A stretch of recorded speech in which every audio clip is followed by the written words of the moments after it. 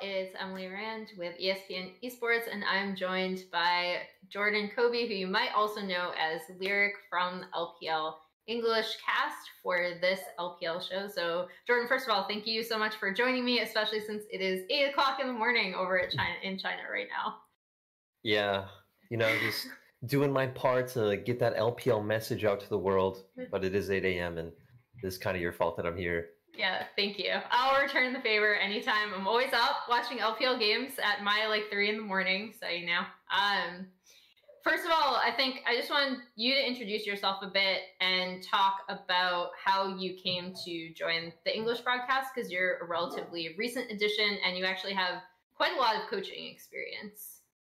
Yeah, so I spent most of my career in the LMS with teams like Machi and HKA. Eventually, I think my most well-known stint is now with Flamingo. We went to Worlds last year, the Brazilian team, for anyone who doesn't know, BRTT Shrimp. And I've known Clement Chu for a long time. And when, all the casters were leaving going into next year, just kind of approached me, hey, do you have any interest in casting? And I've watched and followed LPL for a long time, since I've always been right next to it in LMS. And I thought, it sounded like a really cool opportunity to try something new. And, I just said yes and somehow got the job, and here we are. What has the broadcast situation been like? Just because we've gone through, LCS and LEC going completely online. LCK, for their Korean broadcast anyway, they're still in studio, but the players are completely at their team houses. What is the situation like in LPL? Just because it seemed like I was expecting a lot worse.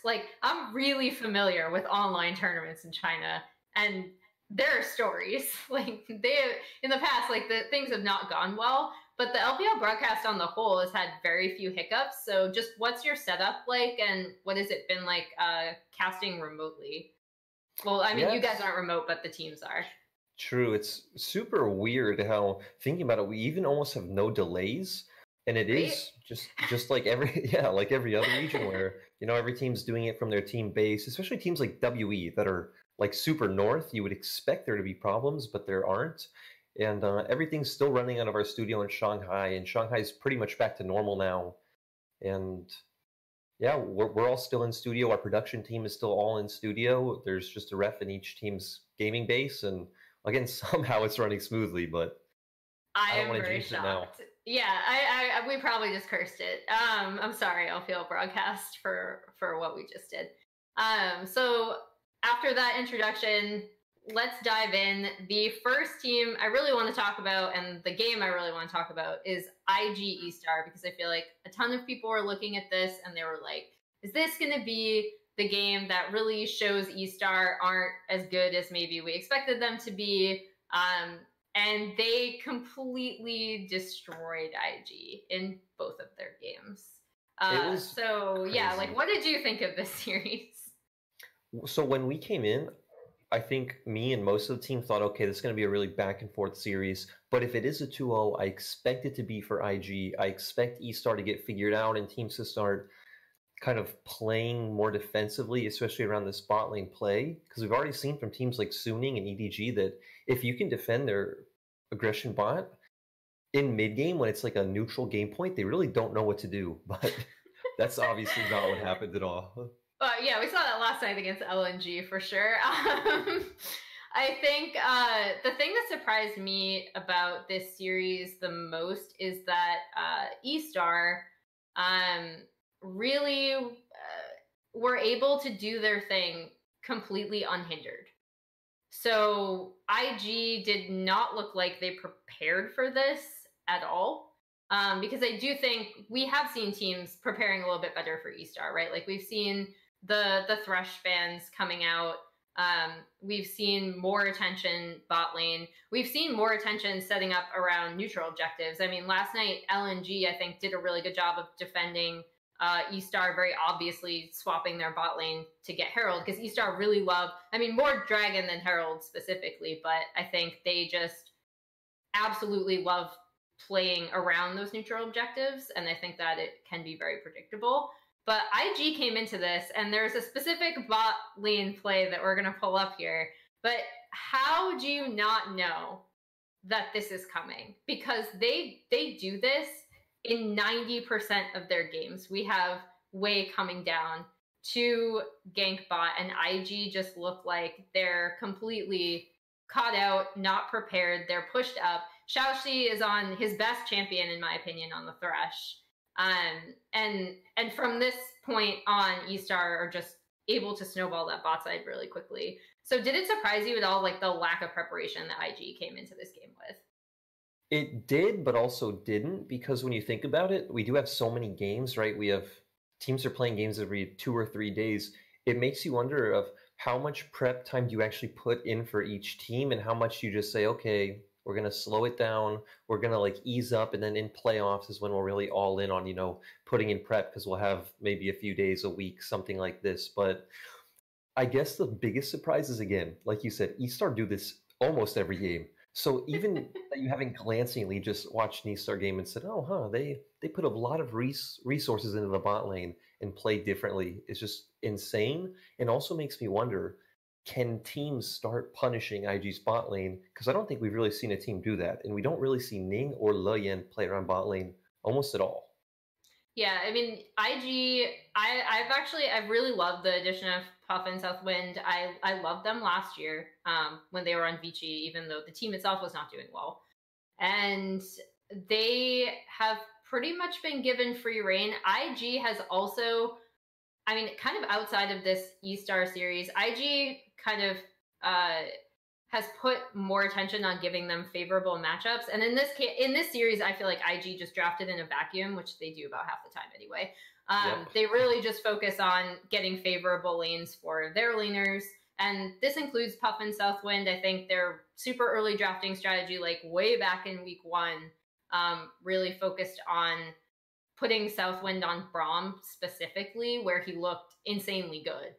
He was controlling entire team fights with that champion. But now that they've branched out, they've settled down, I think they're still a good bot lane. But in terms of like draft priority or attention, I think IG is still always going to be about their solo laners, and we're really going to see Puff and Southwind tested going forward. They also benefit from it though, right? I think it was the top series where you kept seeing, what was it, Rookie on Jace and the Shy on Rumble, where they just keep running forward and jumping straight into the team fight. And it's like, so Puff and Southwind are just like, okay, well, no one really cares about us. We can do whatever we want. I'd ask if you were surprised that IG kept picking fights at 8K gold down, but I'm sure you weren't surprised at that either. IG been doing that for like 2-3 years now, so yeah, expected IG. Yes, how good are IG?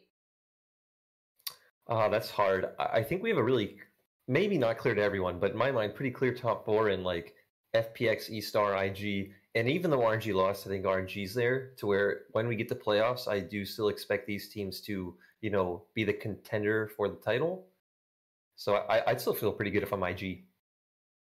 I think the big surprise for me in terms of listing those top 4 is that we have a lot of teams knocking on that precipice, or like knocking on the door of the top. And the first team I actually want to talk about, because there's like a ton of middle of the pack teams that anywhere from, Suning to LNG to WE to now JDG are in there, RNG are in there. The first team I want to talk about is OMG, because OMG I had no expectations of going into this split. They were just, I was like, it's an SMLZ team. Icon has been really inconsistent. I think he's really good at times, but he's also just incredibly inconsistent. I have no idea what to think about how this team is going to work. Hacker didn't look like, there's always the Hacker outperformed. We're looking at the FPX series. I thought it was a really cool matchup between Tion and Hacker, who won the player of the games and won in game 1 and then game 2, respectively. But I think Hacker is a good jungler, but he didn't have a great year last year. I had no idea what OMG were going to do.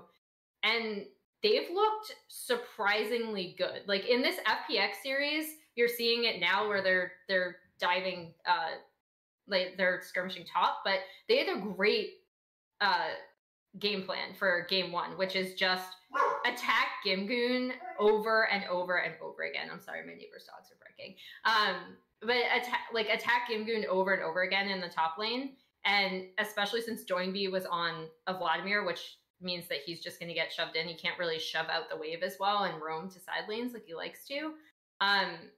It was a good game plan. I thought OMG looked prepared. And even though they lost this series, I came away with it thinking more highly of OMG than I had previously. So for me, like in the mess of the middle, OMG are at the top. Oh, I agree. I think, like you, coming to the split, I think I expected OMG to be maybe around like 10th or 11th. You look at all these players and they're all kind of like mid-tier. Like, okay, SMLZ was always good before. Cold, when he was 5, had a pretty good year in 2017. All these kind of things. But it's surprising how good of a system I think this team is put together, where, again, you typically see Hacker go towards top early, gets Curse first blood, lets him sit by himself and play the game, goes, links up with bot lane, like gets first turret there with Icon hovering bot side, and it's just very like fluid. And the other thing I'm impressed with this team is like every week they're showing more and drafting differently. We saw, okay, it was against V5, but they started pulling out those like poke and siege comps. We've seen them play that comp with like Caitlyn against BLG, where they just kind of sit and do nothing for 40 minutes, let SMLZ carry. SMLZ's favorite type of game. Oh my God, watching that was, and it was actually really smart to do against BLG, since we know BLG will never go bot. Like Meteor is not going to go help Jinzhao and Shinmo. So to me, this team, they still don't look like they're there with, the RNGs, the IGs, the FPXs, but they look like the team that's right under them. The next team I really want to talk about was WE. What do you think of this WE team? When we look at WE, I think bringing in Morgan was great, and I guess kind of taking a step back, they're rebuilding, right? So they lost Mystic and GA, who were their like franchise players, and we see Mystic is especially doing like super good in LCK. So they brought in Morgan, kind of building around him. We have Missing still, and the one who's really stepped up on this roster, in my opinion, is Missing, to where we've seen them most recently stop playing around Morgan. They were first picking Renekton and Aatrox and all that stuff for weeks, and now they're putting him on the Ornn. They're playing around bot side. Missing is kind of like Chelsea in a way, where you put him on Thresher Blitzcrank and he looks really good on these hook champions. And Teacher Muck coming in, I think, really like supports that play style, where we've seen he'll do that LPL mid laner thing of, okay, well, you can push in the wave mid, I don't care, I'm walking bot as Rump, I'm dropping my equalizer, getting my jungle ahead, getting my bot lane ahead, and snowballing from there. So to me, if there's another mid-tier team that can compete for the top with OMG, I expect it to be them. Yeah, WE also surprised me because, again, I had no expectations for OMG, just based on the players last year and how OMG have performed. And then WE were kind of a mess in summer. And losing Xie and Mystic, I thought, was going to be a much more significant... Like, when I looked at this roster coming in, I'm like, okay, I'm glad that Morgan gets a start. Like, we were talking about this before we started airing, but, like, Morgan's only sin on JVG is that he's behind Zoom, right? And he's just not going to start if Zoom is starting, because Zoom is like one of the best top players in the world. So I'm really happy that he gets a chance to shine on a team that is performing well. But when I was looking at this, I was like, okay, this is kind of a budget roster. Like, they're regrouping, they're rebuilding. We're not really sure what anyone on this team is going to do, outside of the fact that I do still think pretty highly of Beishang. I think he can be a really good jungler, especially with like more experience. But yeah, this team has been messy, but very, very fun to watch. I think they've been messier than OMG. Like, I think some of their wins have definitely come off of some weird miscues and mistakes. It's weird because I think I had them ranked 15th out of 17th coming into this split. You looked at the roster like, okay, who's Jomung? Plex was really bad before on LNG, and I mean, got replaced by Fun, and Beishang is a shining light. Morgan is good, but I mean, League of Legends is all about the bot lane. So if we don't have a good bot lane, I feel like doing well is really hard. And like you said, their wins have been messy. And even looking at someone like Jomung, who I think has like 33% of their team's damage, he's sitting in like third for 80 carries, is really surprising when I looked at that stat.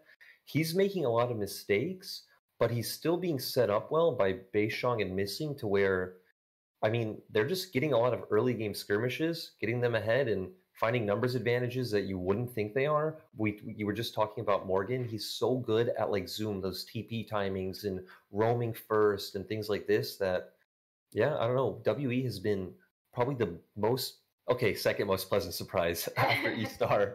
Yeah, I was going to say, I don't think anything's more shocking than eStar, especially since, like, I mean, not to return to eStar, but, like, damn, you know, we had no idea who, as me as an outsider, maybe you knew, because I assume you were in discussions to be, like, part of the cast, but, like, I had no idea what this roster was going to be like outside of Wing, and, you know. I knew the roster, but I thought it'd be 17th, but still, I guess a nice just comparison to WE to where we didn't expect anything from either of them, and both of them have done well. Yeah, Clement tweeted in a tweet that like hasn't aged well thus far, where he told me after I was joking about the fact they hadn't announced their roster publicly, he's like, I know the roster, and if PDD gets this team into playoffs, he truly is a god. I'm going to move on to a team that's very familiar with playoffs, and that's EDG. Just in general in their legacy, although they haven't performed super well over the past year. This team has looked really well prepared for the opponents that I think they think are above them, but then they've looked really, really sloppy against other teams.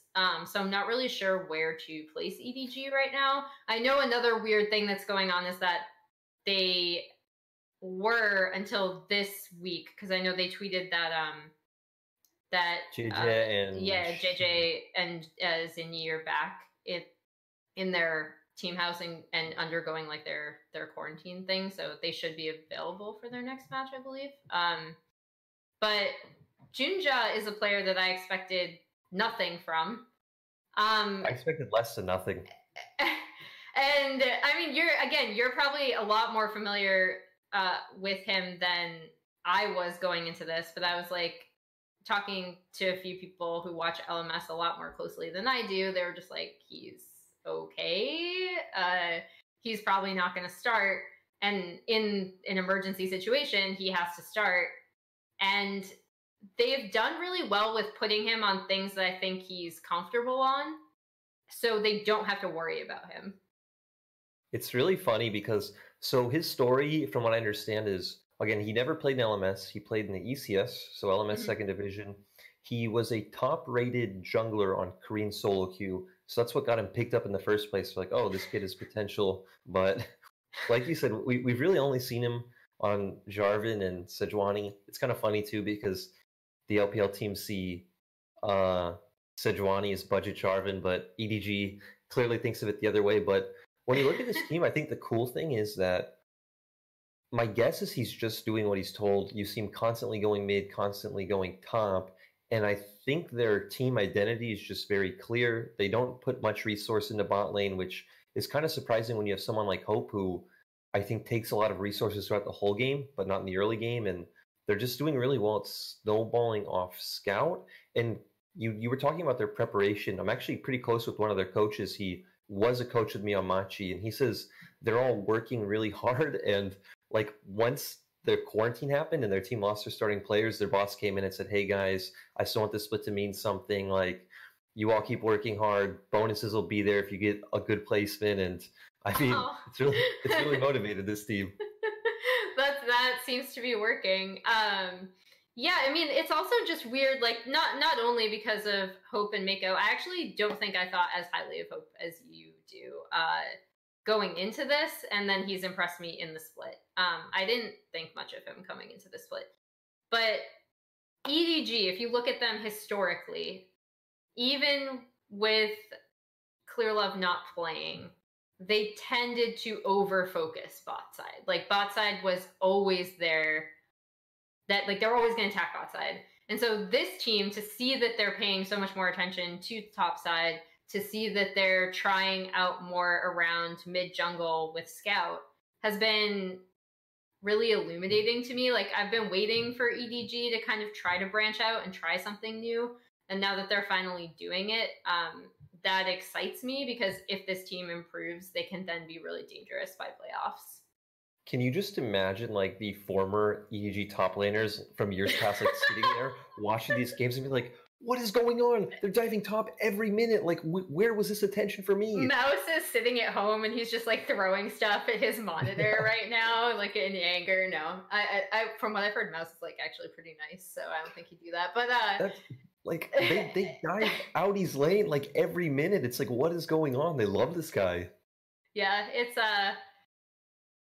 I mean, good on them. I'm actually super happy with the way that EDG has progressed and how they look, like what they look like now as opposed to previously. And again, like I think they're still really sloppy in a lot of cases, but to come out and have performed as well as they did against, I mean, Vici has been kind of struggling, but they had just beat RNG when EDG faced them this week. And then to come out and be the only team that has defeated eStar.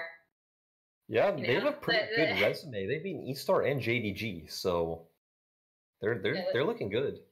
That puts them in a really good position for playoffs. So now I haven't been paying attention to Twitch chat. I'm sorry, guys, but I am going to ask to see if you guys have any questions, if there's anything that you wanted me to talk to Jordan about. Otherwise, I'm just going to ask questions that I might have of him. So put it in your chat questions. The only question I received on Twitter was where we could buy LPL merch. And as far as I know, most of it is still on like Tabao shops, which are kind of difficult to get. Yeah. Which makes me sad. The only pieces of team merch that I have from LPL teams are all things that I've been able to get at international events where LPL teams were there. Yeah, as a caster, I'm not allowed to ask teams for merch, so I just accept my fate and get that cool LPL merch, which is just as awesome. Thank you, Riot and Tencent, but get me an LPL rain jacket, please. I'll do my best. So you have compliments from Rixoki. I feel like I butcher their name every time, but thank you. What is the deal with Khan and Gimgoon from Talmshu? Will Khan ever come back? So first of all, since I talked a lot about this on my first show, the differences between Khan and Gimgoon, why Khan might have not been working out, how FPX relies a lot on Tian to be able to path in the middle of the map because Joinbee's wave is constantly going to be kind of messed up just because of their playstyle. But first of all, what did you think of FPX with Khan versus Gimgoon? Like, what is your take on that entire situation? So when I saw them week one, the first things to jump out are obviously one, Tien is putting more attention in topside than he ever really did. But I also think LWX and Crisp looked a lot worse in laning phase week one, and they looked like they were really struggling as well as Doinby, like you were saying, with his wave states. So I think it's hard to blame not that people are blaming Khan. It's hard to blame the dynamic changing to Tien playing around top is what made FPX so much worse. I feel like FPX just played pretty poorly in week one, and even if Khan was there now, they probably still would be winning. But you could definitely see there was a shift in team dynamic, and it looked like it did kind of make the other players not uncomfortable, but they were playing the same way as they were before if Tien was around, and he wasn't. So, of course, it's not going to make sense. Do you think Khan will be back? I mean, you can't, I know like you can't speculate. It's not like you have any inside information on it, but like, do you see FPX bringing Khan back, or do you think they're just going to stick with Gimgoon? Because again, last night, we saw, and they didn't win the series, but I thought OMG had a really good game plan around, let's just attack Gimgoon. And, you know, like, because it's become a meme now, but like, lol, weak side top laner Gimgoon. We can just attack that and go off of whatever, like break open the game that way. Do you think that FPX will, after this game, maybe consider bringing Khan back in? I think they'll bring Khan back, even just for the fact that they've probably spent so much money as an org to get Khan. I can't see their owner or their management just saying, okay, we're going to keep this guy as a sub player. I'm sure they are going to give him some game time. I don't know if his quarantine's already done or when it would be done, but I think we will see him again. And if OMG play that way with Khan, I actually think it'll work just as well. I think if you camp Khan on top side and set him behind, I can see him being a player that really struggles. Yeah, I mean, teams have done it to him before, and he has struggled when he hasn't been able to get that early attention to kind of set his lane, so he's like all set. Because once his lane is set, Khan is like just a phenomenal laner. But if that doesn't happen, he tends to have issues. There is a good question in chat from Stillwell. Discuss why DMO are performing poorly when they were a dark horse preseason with Xie Edition. So first of all, I didn't see your power rankings prior to the season, but where did you rank DMO with Xie? I had DMO, I think 6th or 7th. So I was on the DMO hype train. So what do you think is wrong? Because I kind of touched on this, but my response was like, I have no clue what is happening with this team. And I also don't know why their drafts are so bad, was my response.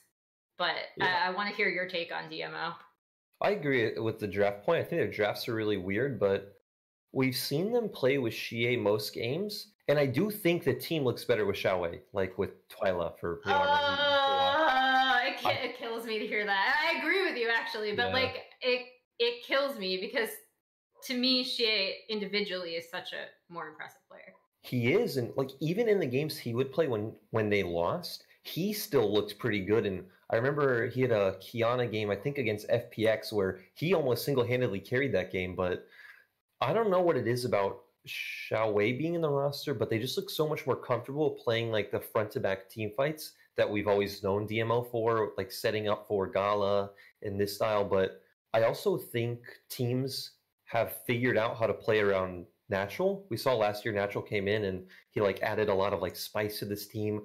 His Akali is what sticks out to me, like coming out on really strong flanking champions. But this year it's if you gank Natural once in the top lane and set him behind, he's like IG. He's going to keep running at you and keep feeding. And we saw that on one of his Camille games. I think it was against WE. He died once to a gank at level 3 and then got solo killed like 2 or 3 more times. So I think they've gotten figured out. 2 are struggling to incorporate Xie into their roster, and I don't know, their drafts are just their drafts are. Well, let's just say so.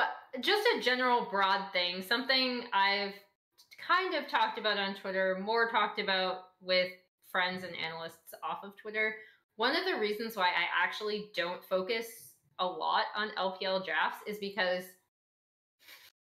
so many teams, if you're looking at draft objectively in LPL, they do not draft well. However, I think it is a strength of LPL teams that they draft to what they want to play more than I would say most regions, to be honest. It's actually really funny if anyone ever wants to see like what people think about LPL drafts, just go open one of like Yamato Ken and SWAT reviews and just watch his draft phase where it's like, okay, they're gonna pick Gragas here. What? They're not picking Gragas here. Okay, they're gonna pick this here. It's amazing. It's actually hilarious. Yeah, so like that, if you're ever wondering like why me personally, I don't over focus on draft, that is actually why, because I just I will only highlight draft if I think it's really, really nonsensical and the team lacks an identity, like I think DMO does based on their identity last year to now. But other than that, I'll only bring up draft in terms of looking at what teams want to do, right? Like I said, IG draft in a vacuum, they just want to draft strong lanes for their RNG players. Drafts in a vacuum every game. Yeah. So we have a lot of questions about RNG and Uzi.